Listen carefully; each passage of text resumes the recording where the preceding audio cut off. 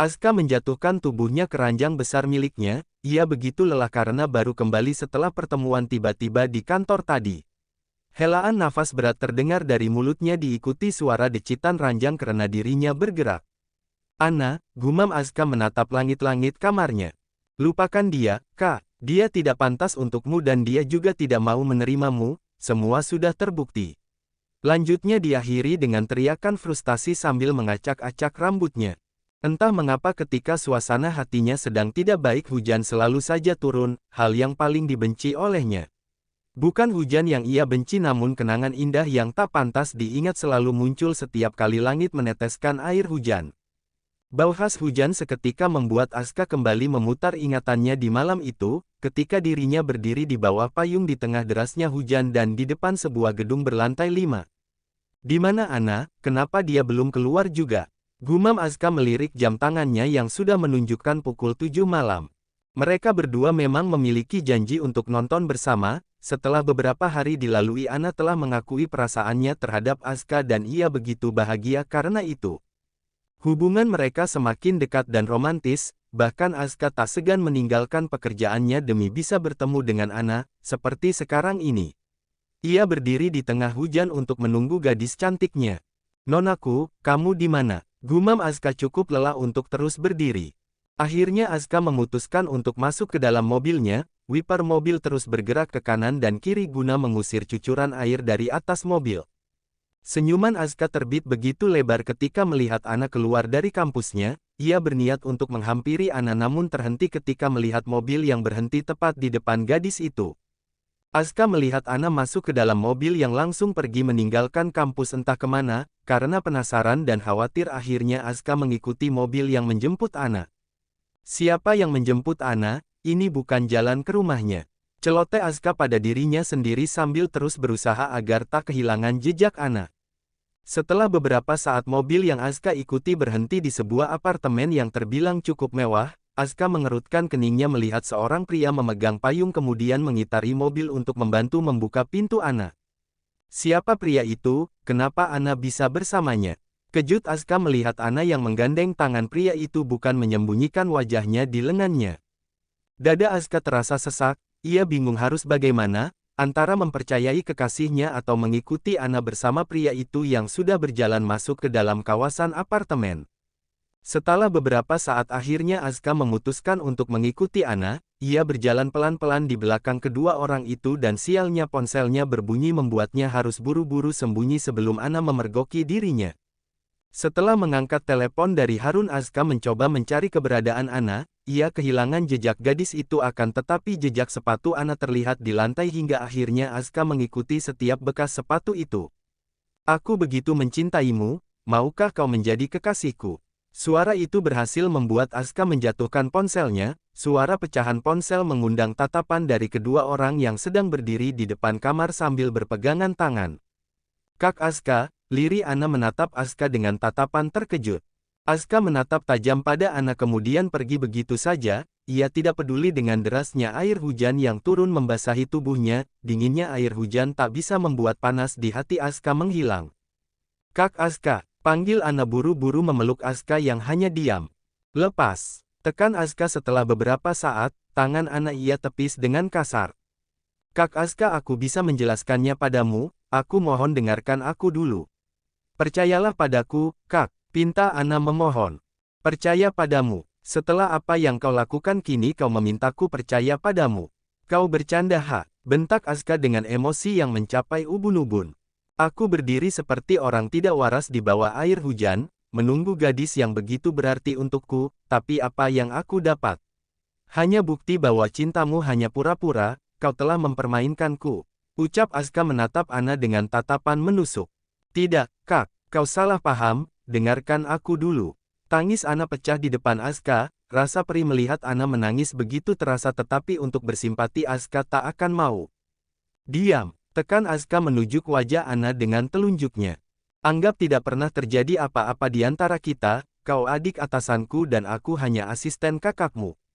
Jangan pernah mengingat apalagi mengingatkanku jika kita pernah bersama meski hanya pura-pura saja."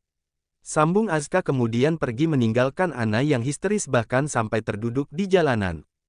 Kak Aska, lirih Ana menundukkan kepalanya sambil terus menangis di bawah guyuran hujan.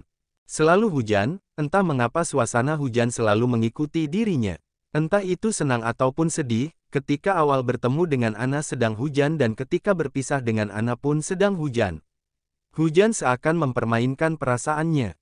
Aku menyesal telah mengenal apalagi mencintaimu, Ana.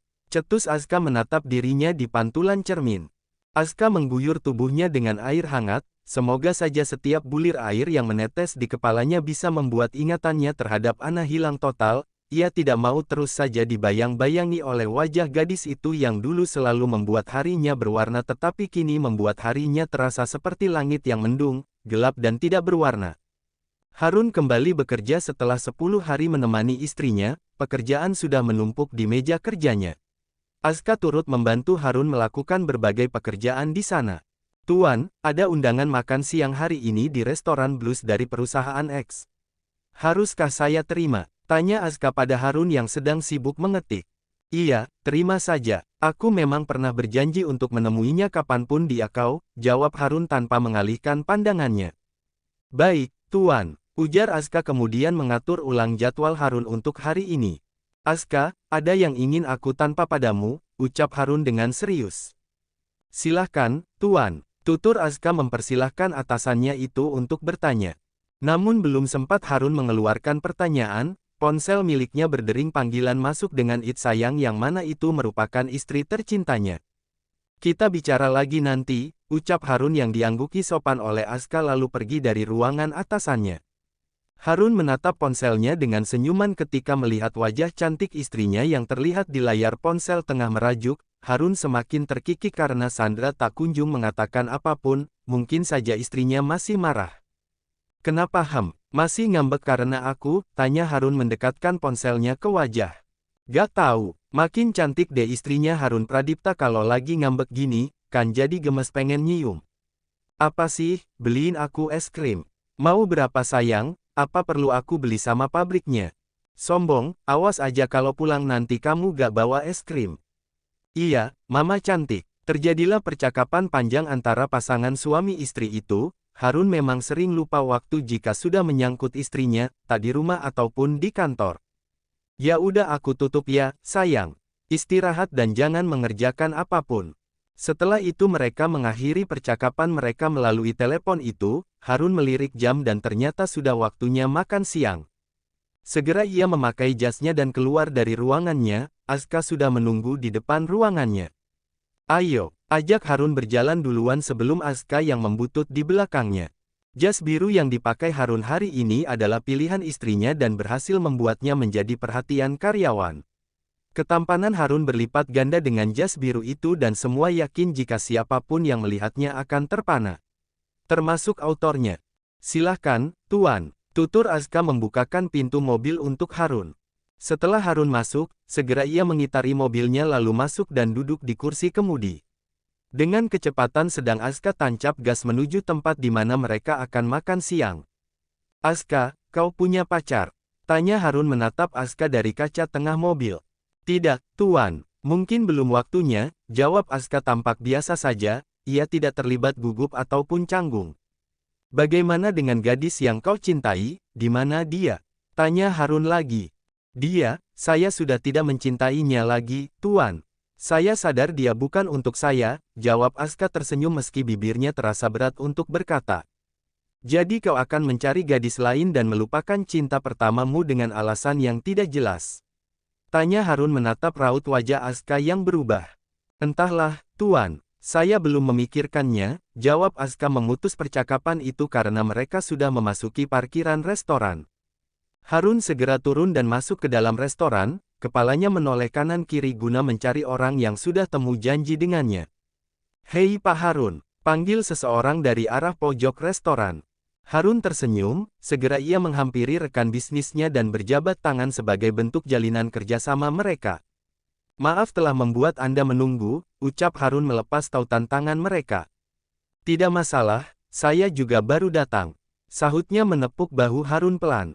Mereka segera memesan makanan, Aska memilih duduk di tempat lain membiarkan atasannya bicara dengan rekan kerjanya secara pribadi. Ketika sedang duduk sendiri sambil memainkan ponselnya, tiba-tiba seorang pria dan wanita datang mendekatinya. Asuka mengerutkan keningnya ketika merasa tak asing dengan wajah pria itu. "Kau pria yang bersama Ana malam itu bukan?" tanya pria itu menunjuk Asuka yang hanya membalas ucapannya dengan tatapan dingin. "Ya," jawab Asuka singkat, padat dan ketus. "Kami ingin bicara denganmu, bolehkah?"